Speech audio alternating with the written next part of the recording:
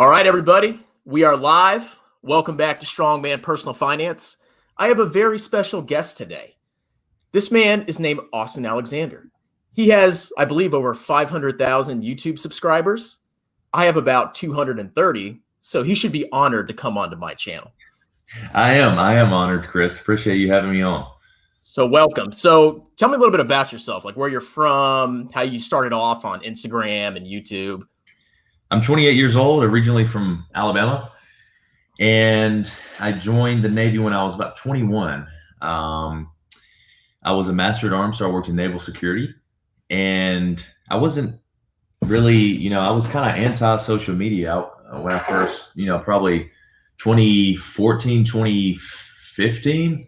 I didn't hardly use it at all. I didn't even use Facebook. I had the accounts, but I never used them. And I was always fascinated with videography. I would just kind of make videos for my friends and family and show them. And when I in the military, I was constantly, telling people, oh, we're going here, I'm going to Oman, I'm in Bahrain. And so I thought, why don't I just make a video of it? And I started documenting my travels, showing my family.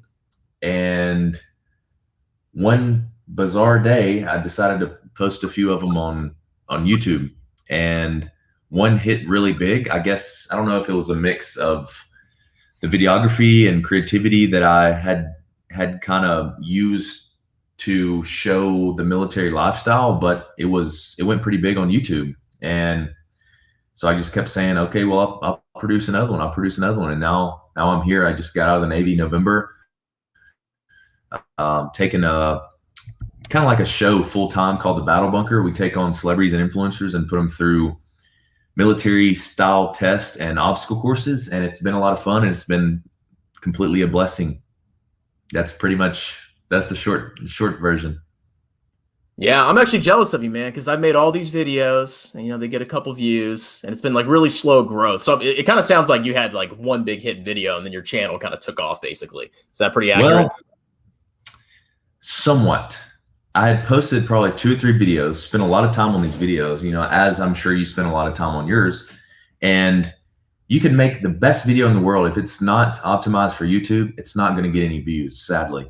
So I posted the video, and I probably didn't post again for 2 or 3 months. I didn't even check my account. And then I realized that the video, it probably had 20 or 30,000 views, which my girlfriend, Sarah, she was like, hey, this video's, it's popping off, it's doing pretty well, and people are subscribing to the channel. I didn't really think of anything of it. I always looked at YouTube as, oh, you have to be a, huge creator. You have to look perfect. You have to sound perfect. You have to make perfect videos in order to grow a following. But that's not true at all. It just has to be more optimized for the YouTube algorithm.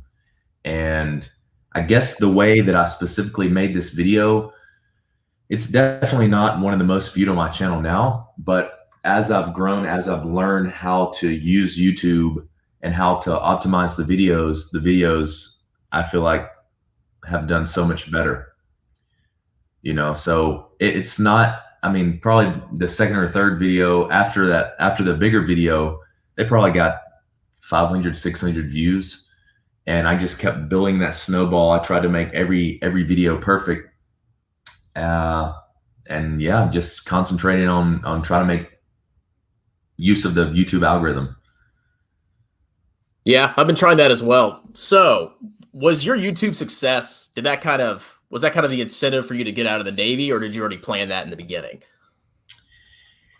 It was, my plan was to stay in and do another contract. I ended my naval career or my active duty career in Seal Beach. I thought I was gonna re-up and re-enlist and try to go to, somewhere else and hopefully take Sarah with me. But when I saw the potential, and I had always loved to create videos. I love to make videos. Used to direct a small show in my high school called Current Events. Worked on, a few video projects in high school and throughout some years in college. I only went to college for probably a year or 6 months. And like I said before, I kind of used that to benefit me towards YouTube. And as I kept posting, it was taking more and more time and time that I didn't have, that the Navy was that I was dedicating towards the Navy, which obviously I completely, I signed up for it. I loved my job in the Navy. It was a fun career, but I saw my end of active obligatory service, or EAOS, as an opportunity to say, you can either go this route, take this full time, or you can do a full 20 probably in the military. And I made the decision to take it my own way, and that's pretty much it. Yeah, I definitely feel you, man. So I was active duty Army. I did 5 years in the infantry, and it basically just like consumes everything. It consumes all your time. So if you want to have like any kind of side business or side hustle or whatever, you have to kind of get out of the military.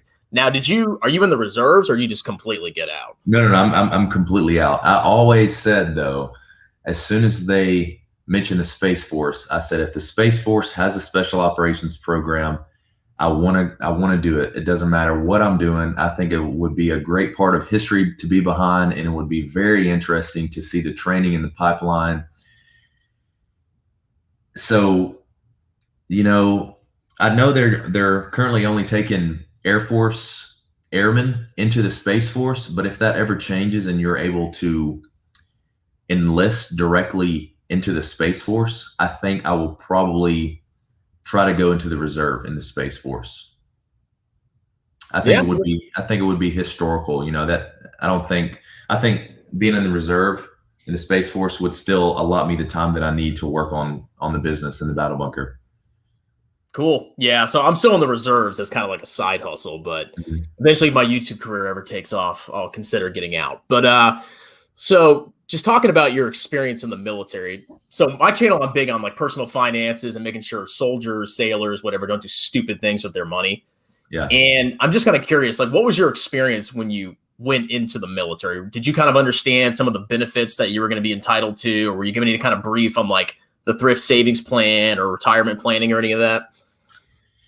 I think when you join the military, you don't think about hardly anything else but the transition going through. People are nervous for boot camp. People are nervous for A school. They're like, am I going to pass? Am I going to fail? Am I going to adapt? There's so many, it takes up such bandwidth in your brain that you can't properly allot the time to think about those things. So when I went in, I wasn't thinking about anything. I wasn't thinking about pay. I wasn't thinking about TSP. They tried to brief us a little bit. They had some Navy Federal Credit Union representatives come in during boot camp and try to enlighten us on credit cards and things like that. But I was not in a good financial situation the first 3 or 4 years, probably first 3 years that I was in the Navy. I was dealing with, the transition and things like that. So yeah, if this answers your question, I don't think the military properly prepares you for the financial responsibilities as well as how to budget and correctly use your money. Yeah, I mean, I definitely think it's inadequate because I think it's like 80% of people that initially join, they actually get out before they even do 20 years. So the vast majority of service members, they're not even going to get that pension when they get out. Mm-hmm. And there's really like no financial preparation. There's nobody there really kind of filling them in on all their benefits that they can do to really prepare themselves to get out. So yeah. I think it's pretty sad, which I'm trying to change that on my little YouTube channel. We'll see how that goes. But Chris, you keep mentioning little YouTube channel and small and everything. Everybody starts somewhere. At least you started. You want to keep pursuing this. It's a great side hustle. But I think before you know it, when you keep posting and being consistent, then it's going to grow a lot faster than you think. No, I definitely appreciate it, man. And like, I'm ecstatic that you actually came on. I emailed a bunch of people being like, hey, maybe this big influencer will actually come on my channel for 10, 20, 30 minutes. Yeah. And, sadly, they didn't answer me. So, so I reach out to people all the time. I just emailed Michael Phelps this morning. I emailed Brock Lesnar. I try to, I shoot for the stars. And of course, I want a positive response from them. So I always try to give positive responses to people that email me and requests to be on podcasts or things like that. Plus, I just really enjoy doing it. Yeah. So like, do you have any big plans going into the future? Like, do you talk about anything about personal finance on your channel, or is it just kind of more like fitness related and stuff like that? This is all you need Oh, to know right here, baby. Wall Street bets. That's all you need to know. Buy some options. You'll be okay. I'm just kidding. Yeah, I've made a few financial videos. I've given my tips and tricks on what I like to do and some different tools and integrations that I use. Um, One book that if I can recommend something on your channel, it would be Profit First. And the book is talking from a business standpoint, but you can apply it to your personal life as well. And that's what I did without even realizing the concept. It's separating your money so you're not always looking at it. So you want to set up something that helped me get out of debt, because in 2017 I was $20,000 in debt. I was in a bad financial situation. I was paying lots of interest on a credit card and on credit cards, and I don't want that to happen to anybody, especially service members. So one thing that helped me is setting money aside. That way I'm not looking at it. So if you're constantly looking at one account and you're saying, okay, I have $400 left in this account, and your friends ask you to go out to eat, they're like, hey, let's go out and grab some drinks. You're thinking, okay, my cell phone bill is only $200, so that means I have $200 left to spend.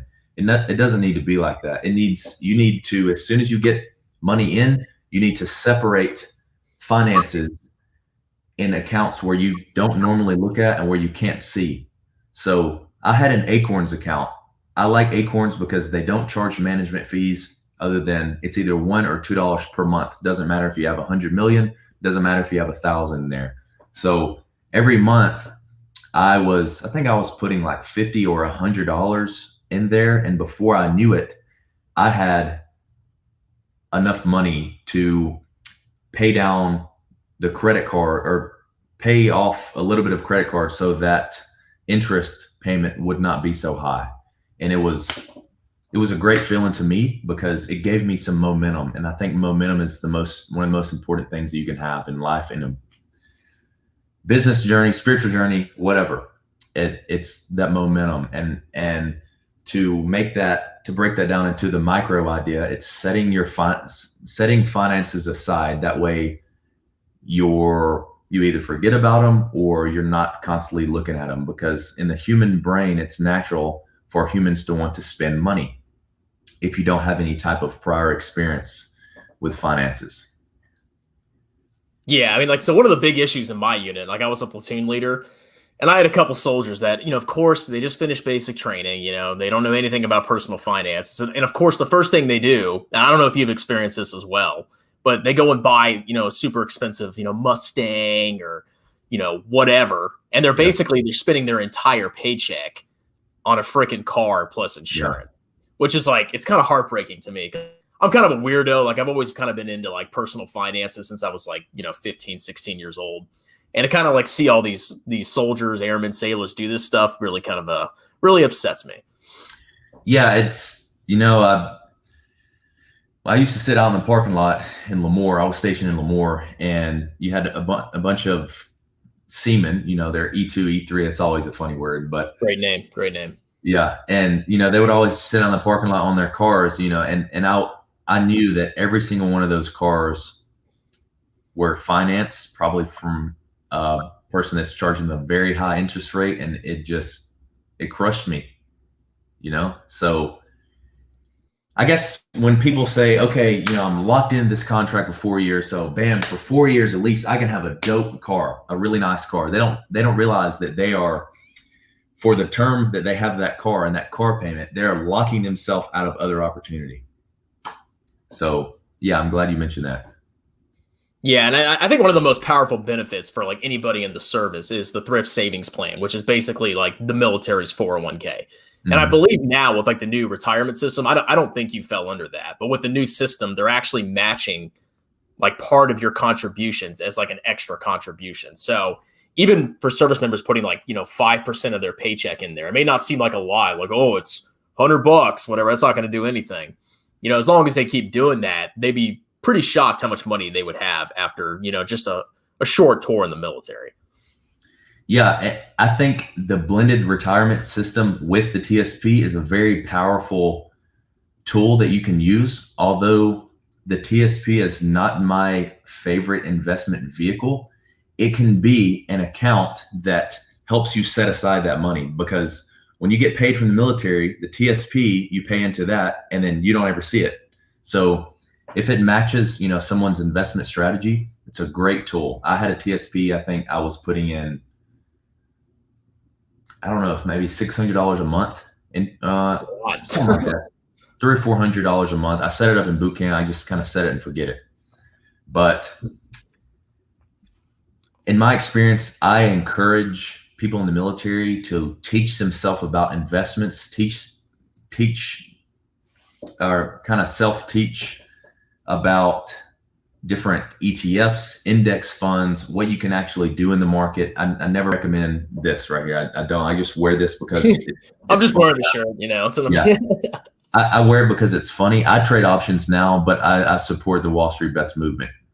It just kind of goes to show that a typical investor can do well in the market. It doesn't matter if you're buying the S&P 500 or if you're buying, bonds.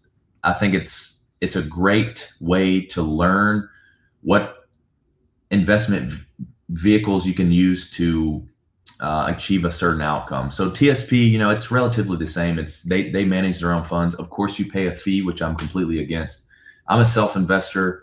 I haven't been a self-investor for a long time. I used to, like I said, I would pay into the TSP just because it was money that I didn't see. But yeah, I highly encourage, if I can make a suggestion to viewers on your channel, it would be teach yourself about investments. Teach yourself, what does ETF mean? What is an index fund? What is a mutual fund? And so on and so on. Yeah, like a lot of service members actually get exploited because there's a couple of financial services firms, and I'm not going to name them, but I actually worked for one for like a couple months after I got out of the military. And basically what they do is they recruit a bunch of, former service members, and they train them, they give them a sales pitch, and then they kind of go on the base and they interact with the commanders and try to get a seat at the table to be able to talk to all like the officers or the enlisted guys. And what they do is they kind of like sweep them in with this amazing sales pitch. But what actually happens is, the investments that they put these people in, these service members in, are a complete freaking ripoff. And you were talking about fees. That's one huge thing that I always push on the channel is, hey, if somebody's charging you, more than like, 0.1 or 0.2% fee, you're getting screwed, which a lot of these people, these financial services firms that kind of shark or prey on the military, they're charging 1%, 2%, plus like 5 or 6% up front. Yeah. Did you have any interaction with any like financial services people that were trying to, finagle you into investing with them?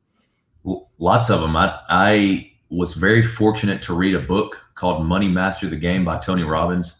And so I was cold to pretty much every investment, not broker, just any financial services person, because I know they charge those hefty fees. 1%, 2% may not seem like a lot, but you have to look at the underlying fees, their cut. Chances are they're rolling out 3 or 4 different fees that they don't even tell you about up front. So do your research. I highly suggest staying away from mutual funds. I say just purchase your own funds. You can go to the S&P 500. It's completely free. Set up a TD Ameritrade account, and you won't pay any fees besides taxes to the government because everybody takes that. Everybody pays that. But yeah, millions of Americans get screwed over by those fees, and they don't even realize it. So don't let that happen to people watching this, or they will watch this. Don't let that happen to you. Yeah, because like I've done the research, and like they'll, over a course of a lifetime, they'll take $300,000-$500,000 from your retirement just by putting you in their funds, which is a complete ripoff. So I think it does a huge disservice to the military, these like financial firms. So anybody watching this, if you have a financial advisor, I call them financial advisors on this channel. If they come up to you and they want to be like, hey, come invest with me, run away, go educate yourself. Just like Austin said, it's the best way to go because they're just going to screw you over in the long run. Agreed. So what is your favorite investment right now? Are you like a stock guy? You said you do options a little bit. Like what's your thing? Are we talking about risky stuff, or are we talking about more conservative? What is your riskiest thing you like to do? I like to play options. I like to play options on if I'm following a stock for weeks and I see it's on a big uptrend and I see a massive pullback like we saw with Virgin Galactic this morning, I'll put the option on it for the next month. I think it's a great strategy. I think it's, you've already seen that stock bid up to that certain amount. I think it was at like $63 or something. And today it pulled back to $43. There's a high opportunity after seeing multiple days or even weeks of that stock continuously pulling back. I will put the option. I'll buy some call options on the next month. Let's say if it's today, I purchased some $45 calls for space expiring next month. That's what I like to play as far as call options. If we're talking about less risky, I love the ARK funds. Kathy Wood, I think I've done a lot of research, been following her for a long time. I think she has an incredible investment strategy. They don't charge any fees to buy into their fund. So if you want to check those funds out, it's ARK. They have an ARKF, ARKK. They have a few of them in there. They invest in things like space travel, EV, and things like that. Now, if we're talking, that's on the conservative side, index funds or ETFs, ARK, SPY, NDQ, and you have IWM, which tracks, I believe, technology. So if we're talking about mid, I like to buy individual stocks. I'm in lots of blockchain stocks, Riot, Mara, XBang, and then I have some shares of Virgin Galactic Space, I have some Ideanomics, their EV company. I love to research individual stocks and then wait for a good time and buy into them. So I guess I have all ends of the spectrum. I'm very heavy in the middle. I love to purchase individual stocks. If I'm selling some covered calls, I'll dump those profits into an ETF like the ARK or S&P 500. Yeah, and you're a pretty young guy. I mean, I'm 31, so I'm an old man, I guess. But you got. Well, I'm 28, so I guess I'm getting up there with you. Yeah, don't worry about turning 30. It's not a big deal. But okay. Yeah, you definitely can afford to take those big risks. Now, on this channel, I actually preach. A lot of people don't know anything about investing. Obviously, you're a little bit more educated, so you can take those risks. But what I like to tell people on the channel is put 95% of your money in basically a total world stock index fund.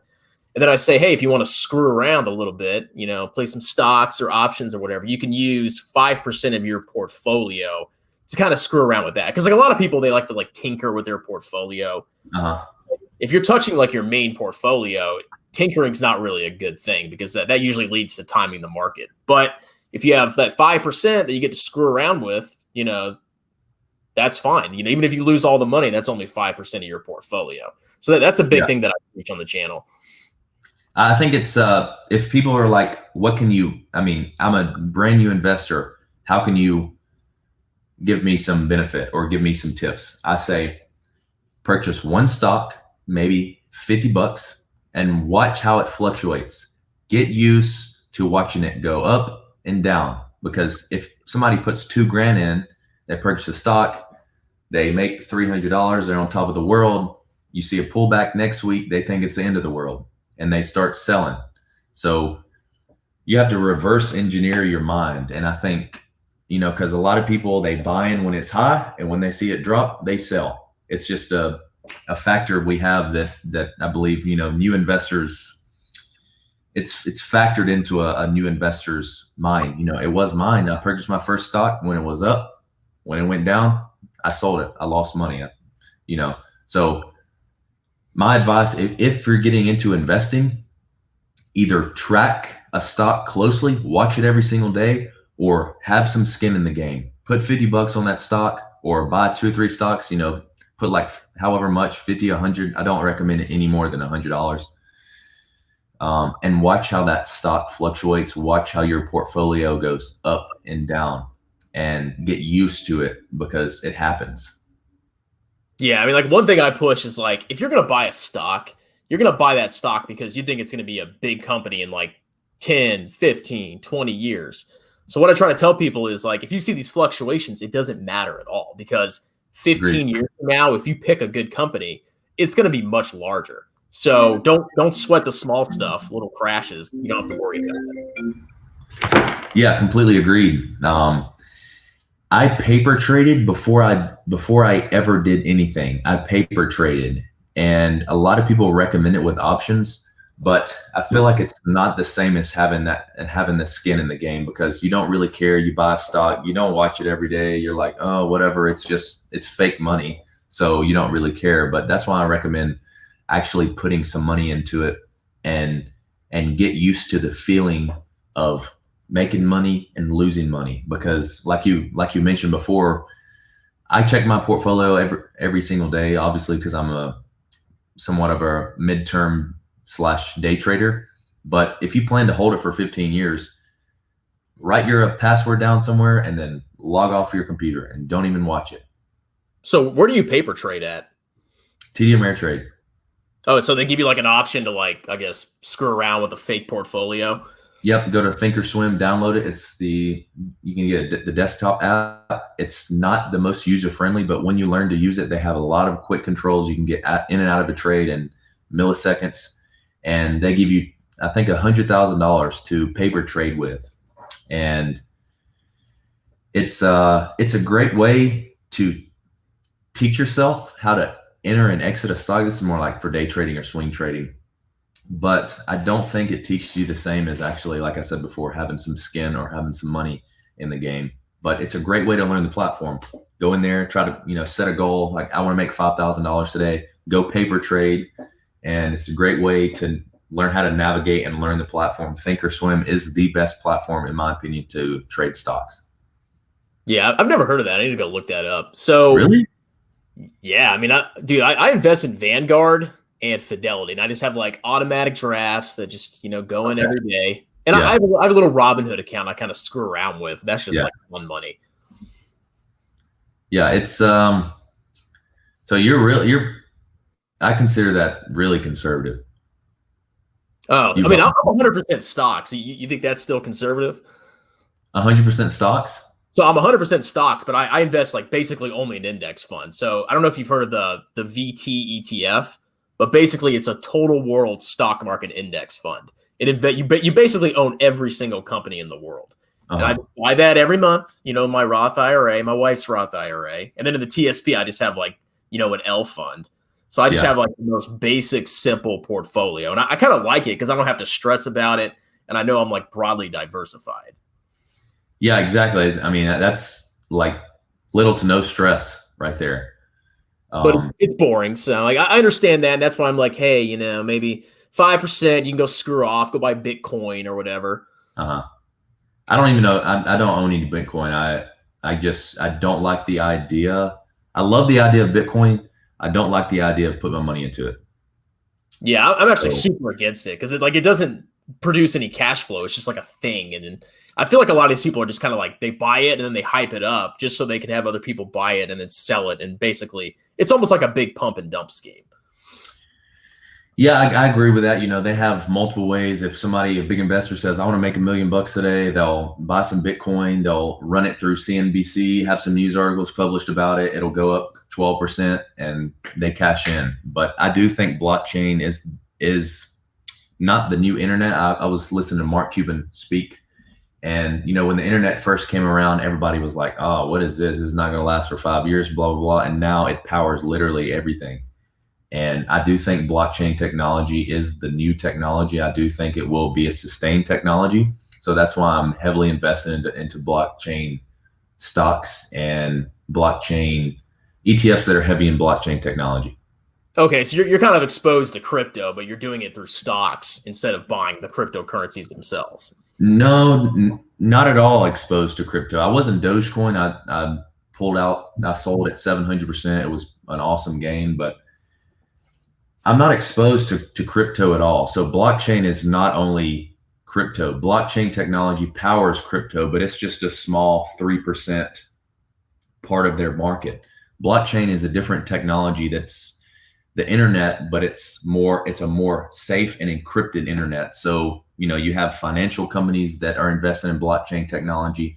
In 10 years, I think every server will be run through blockchain technology. Shopify e-commerce is integrating blockchain. It's just because you hear of Facebook got hacked. All these companies got everybody's email addresses, blah, blah, blah. With blockchain, that's not going to happen. That's pretty cool. I had no idea. Like I thought the blockchain companies were just like all about crypto. I didn't know there were like other applications for blockchain. So that's actually, you taught me something new tonight. It's very interesting. I love learning about new things. I think we live in an incredible world, and I'm very happy to live in this era because so many different things are happening. I mean, we just sent Perseverance to Mars. We landed on Mars. I think it was Sunday or maybe the 18th or something like that. Days ago. Yeah. But I mean, you have blockchain technology. If you look at any of the blockchain stocks in the past year, they're up like 5,000%. It's absolutely crazy. And if you can have, that 5%, as you say, in the game, or 30% if you're more risky, then I think it's a great way to learn, a great way to kind of diversify your brain. Because I like trading stocks for one reason, because I keep up with the market and I keep up what's going on. I read the blog posts and the news, and which is not always the best thing, but I try to stay away from the political stuff, but I like to see what's happening, what's going on. Virgin Galactic is building a massive subway system that's powered by electromagnetic technology. It's zero friction. That's happening. That's why I'm invested in Virgin Galactic. So all these different things are happening. You just have to put yourself in the corner and learn more about it. But yeah, blockchain, I'm surprised you didn't know that. Blockchain is. I'm so boring investing, dude. I mean, and I try to make it exciting on my channel, but I just kind of like, okay, I'm going to buy these ETFs, and then I just go to the beach and have a beer or whatever. I don't have to worry about it. Don't have to track the market. But my big question for you is how do you have time? You seem like you're a pretty busy guy. Maybe I'm misconstruing that, but how do you have time to trade stocks if you're basically kind of running your own business? I set apart 2 hours. Just a second. I set apart 2 hours in the morning, 2 hours in the afternoon. So at about 7 p.m., I go to bed at 9:30. About 7 p.m., I will sit down. I will not do work stuff unless it's a very important document I need to sign or whatever. For about 2 hours, I'll sit there. I'll kind of set it aside for researching, learning, whether it's I just picked up the fiddle, playing the fiddle. I like to learn different things. I think it's a great way to stay consistent, because there have been times where I was working from sunup to sundown and I would sleep. I would go to the Navy job. I would be working on my stuff at the Navy job. And after that, I would go home and work some more. And I experienced a little bit of burnout. So I think the best way to avoid that now is I wake up at 5:30 until 7:30. I'm eating breakfast and doing, maybe if it's a meditation, or if I'm thinking about something, or if I'm just looking at the trees out blow, the leaves blow in the wind. I take that time for myself. As soon as 7:30 hits, I'm on the way to the gym. After the gym, the bulk of the day obviously is still business stuff. I'm working on some merchandise for the channel, working on getting more obstacles, working on scheduling videos, scheduling athletes, and bumping the views up to the YouTube channel, as well as producing a show with my girlfriend Sarah, the Hot Mic Show on YouTube. And yeah, at about, afternoon time, I'll set apart another 2 hours. And that's usually when I will take a deep dive.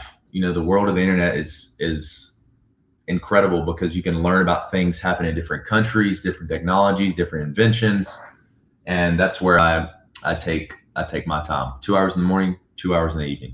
Yeah, I need to start doing that, because I work full time, and then I tutor as a side job, and then I do YouTube. So it's a lot of stuff going on. But YouTube, it could be, because I love looking at the platform. I love looking into the analytics and diving into which videos did well, why they did well. So you could take that hour or 2 hours of YouTube as your time as well. Since it's not technically your full-time job now, so. I mean, you could very easily take an hour or 2 hours and just use that as your time, because I don't know, it's hard to explain. But yeah, if I could recommend something, make that hour or 2 hours, make it your time, and integrate looking at your YouTube analytics and your YouTube studio in that time. Awesome. So, I mean, we're past the 30-minute mark. I don't know if you're busy or not, but I guess my last question, if you have to go, is for a newer YouTuber, I have a couple buddies that I do live streams with, and we're trying to grow our channels. Mm-hmm. What is the best way to kind of promote yourself, grow your channel, like just like any general advice that you can give to like smaller YouTubers? Be different, offer the audience something that they can't find anywhere else. So if you're putting yourself in a similar market, if you're making a podcast like Joe Rogan, you have to give someone a reason why they should watch you instead of Joe Rogan. So for me, I look at one of the biggest creators, Mr. Beast, and I try to say, how can I make people watch me instead of Mr. Beast? You know, it's not like a competition thing. It's a market thing. You have to put your foot in the market or the YouTube, content creation space in your niche, and you have to set your foot down and say, this is why you should watch me over, or you have to think, this is why people are going to watch me over some of the biggest creators in your niche. So just do Mr. Beast and just like spend millions of dollars on stuff for every video. Well, he's got 792 videos. I think he just posted his 793rd one. So it takes some time to get up to that level, but eventually, yeah, I would love to. We just gave away a $5,000 scholarship last year. I would love to keep giving and to keep putting time and resources into the channel. Yeah. Awesome, man. So, I mean, I appreciate you coming on the channel. It was a really good conversation. Interesting to learn about your investing philosophy. I'm a little bit more boring than you, but you do you, I'll do me. That's fine. Okay. I never recommend. I never say trade options to people. I never do it. But if they know about stocks, if they know about options, if they know what calls are, know what covered calls are, covered puts are, if they know what, selling covered calls, selling covered puts, if they know the terminology, I tell them to dive in, buy your first call. I think if you can develop a strategy, there are thousands of strategies out there. If you can develop a strategy that you can stick with and you can be profitable, it's a great little side hustle. Hey, maybe you'll start making more than on your YouTube channel, just trading options. That would be nice. That's highly unlikely because I purchase an option and wait. I'll usually buy them a month out, so I don't have to check it every single day. So it's maybe I'll check it once or twice in the morning, and then I try to separate myself, because when I traded weekly options, I was checking it every 20 minutes, and I don't have time for that anymore. Yeah, that's definitely a nasty habit. I have the same problem. I check my Robinhood, even though it's like just a tiny part of my portfolio, and it's kind of like, dude, it doesn't matter. Just focus on your work or something. Yeah. So cool. Well, I don't know if you have to go or not, but I appreciate you coming on if you do. Yeah, I've got to take a call at 6. I'm talking about setting up a Discord for my channel and to have people join it. So and we're going to be building the Discord live. So yeah, unfortunately, for the people watching this channel or watching this video, we were scheduled for 4, I think. And yeah, before your time, like, what was it, 7 my time? Yeah, something like that. And I had to push it back an hour, and I had to push it back another 30 minutes. So I apologize, Chris, for that. I know. You broke a lot of people's hearts. You should be really upset. I know. I'm sorry. It's okay that we forgive you. Thank you very much. Well, I appreciate you having me on, Christopher. Best of luck with your show. And here's to 100,000 subscribers in 2021. All right. Thanks, man. Have a good night. Yeah, no problem. You as well. Bye. Later. All right. That's it, ladies and gentlemen. Hope you enjoyed it. I'm going to go hang out with my wife now.